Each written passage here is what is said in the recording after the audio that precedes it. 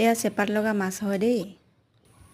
পেহীয়ে নতুন গাড়ী ল'লে, এয়া দেখিছে নহয়, নতুন গাড়ী লৈ পেলাই আহিছে। গাড়ীখন দেখাই দিছোঁ অকণমান পেহীহঁতক। আৰু পুৰণাখন বিকি দিলে নেকি পেহীহঁতে, এইখন আনিছে এতিয়া নতুন, একদম নতুন। আৰু কালি আহিলে। এয়া অকণমান দেখাই দিছোঁ গাড়ীখন দেই। এয়া মাছ একদম ধুনীয়াকৈ পাতত দি দিলোঁ, দেখিছে নহয়। সেয়া আৰু এনেকৈ কেৰাহীতে দি দিছোঁ দেই। মই এই কেৰাহীটোত কিন্তু মই অকল মাছ পাতত দিওঁ। আৰু পেহীয়ে বোলে ঢেকীয়া ভাজি খাব। ইয়াৰ ঢেকীয়া ভাজি, ঢেকীয়া মই কাটিব লৈছোঁ পেহীৰ কাৰণে। মানে গাঁৱলীয়া কি কি বস্তু পাওঁ চবেই বনাই দিছোঁ এমূৰৰ পৰা দেই। পাপৰ বাৰু হৈ গ'ল, এতিয়া মই মাছখিনি বনাব লৈছোঁ। এয়া পুঠি মাছ কেইজনীমান ধুনীয়াকৈ বনাই মেলি লওঁ দেই, দেখাইছোঁ বাৰু। চেপাত লগা মাছকেইজনী ফ্ৰাই কৰি লৈছোঁ। মাংস আছে, মাংস বনাবৰ কাৰণে মই এয়া হেৰি কৰি লৈছোঁ। আৰু মাংস বনাই আছোঁ বাৰু দেই। মাছ একদম ধুনীয়াকৈ ৰেডি হৈ আছে। মাংসখিনি আনিছোঁ,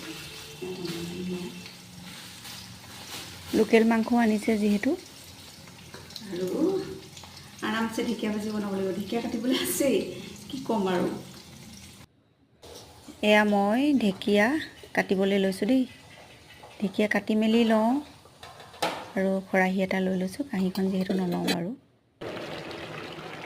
এয়া মোৰ লোকেল মুৰ্গী, আৰু যিহেতু লোকেল মাংস বনাইছোঁ, জালুক অকণমান দিছোঁ। ঠাণ্ডা বতৰ যিহেতু ন, জালুক অকণমান নিদিলেও ভাল নালাগিব, সেইকাৰণে জালুক অকণমান দি লৈছোঁ। এইফালে মাটি দালি আৰু মচুৰ দালি মিক্স কৰি পেলাই বনাইছোঁ। আৰু ইয়াতে কণ বিলাহী ঘৰৰ দুটামান ছিঙি থৈছোঁ এয়া। আৰু এয়া পাতত দিয়া মাছ হয় দেই। পাতত দিয়া মাছখিনি যিহেতু ইমান ধুনীয়াকৈ পাতত দিছিলোঁ, এয়া যে দেখাইছিলোঁ আপোনালোকক, এয়া হয় পাতত দিয়া মাছ। বহুত ভাল লাগে ন। এইফালে মই ভাত বাঢ়িবৰ কাৰণে কাঁহী ঠিক কৰি ল'লোঁ। আৰু এতিয়া ভাত বাঢ়িবলৈ ৰেডি কৰি লৈছোঁ দেই। আৰু এয়া কণ জলকীয়া, ভোট জলকীয়া এটা ছিঙি লৈছোঁ। এয়া ফ্ৰাই মাছ আৰু টেঙা এটা লৈ লৈছোঁ। টেঙা নহ'লেতো নহ'ব। এয়া পাপৰ ফ্ৰাই আৰু কেঁকুৰা চাটনি বনাইছোঁ বাৰু। কেঁকুৰা চাটনি মই নৰসিংহৰ লগত বনাইছোঁ। আৰু এয়া হ'ল শুকুতা শাক। এয়া পেহী ঘৰৰ পৰা দিছিলে, আমাৰ পেহীহঁতৰ কাৰণে দিছে, পেহীহঁতৰ ওচৰৰ পেহীহঁতৰ ঘৰৰ পৰা দেই। কিন্তু শুকুতা শাকখিনি খাই খুবেই ভাল লাগে।